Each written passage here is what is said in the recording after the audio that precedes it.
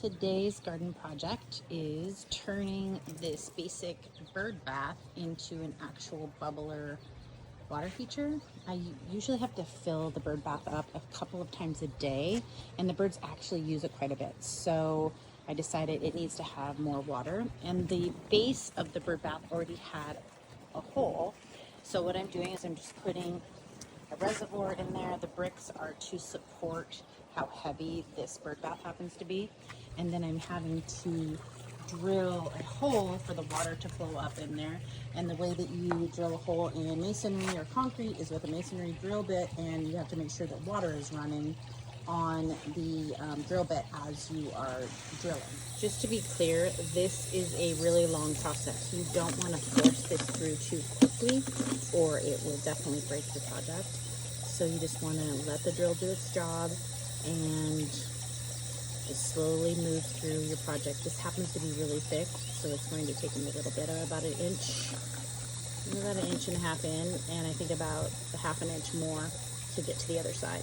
So as I continue this fountain project, so somebody asked me last year if I used solar fountains, and I've never done that before because they would shut off obviously as soon as the sun wasn't on the solar panel, because it doesn't necessarily have a battery attached to a lot of these kits. So but I ordered one because I thought, well, maybe I'll try it.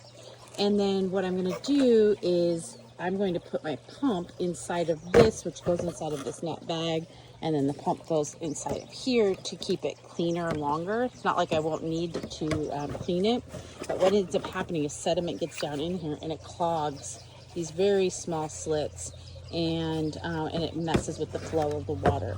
So I'm going to do this as an experiment, and then it does get plugged into a solar panel, but if it shuts off at night, this particular project will be okay because it'll just drain into the basin below. I have everything down inside of there with my lines coming up and through, and now I'm going to put the rocks in place. So bird bath in place with shims to make sure that it is level, and the tubing coming up to the hole that I drilled. Now I'm going to put some water in it and hold the solar panel up to the sun and see how it works. Solar pump working. It was actually just a kink in the hose. It really is powerful enough, and I just have to figure out where to put the actual panel. Right now, obviously, it's just facing the sun, and we'll see how that works. I'd like to find one that has a battery so that it's holding a charge so that it doesn't turn off as soon as there's not direct sunlight on it. On this solar fountain project, I found a inline panel battery that was compatible, so now it will run even when the sun isn't on it.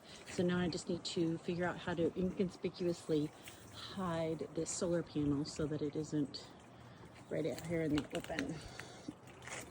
But so far so good. Now I just need to disguise the basin and we're probably good to go. The project continues. I'm going to finish it up today by covering the reservoir underneath. I put some fine screen so that all of the seed pods that drop out of this tree do not clog up the pump, even though the pump is inside of a protective little box that has a screen around it as well.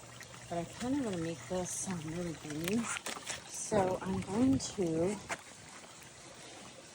actually wrap a bunch of plants so the soil doesn't fall out, and make that the base of that.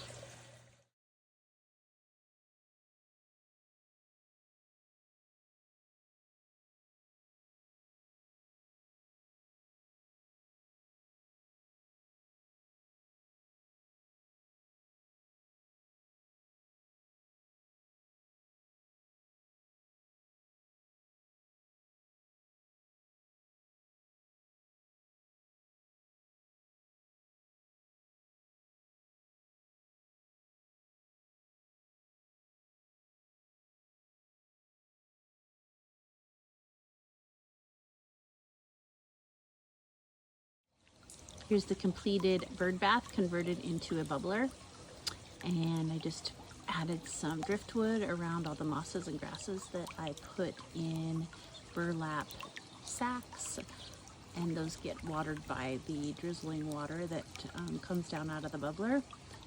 and it is complete, and it's not a bed of rocks at the bottom, which was what I was trying to do differently with this particular feature.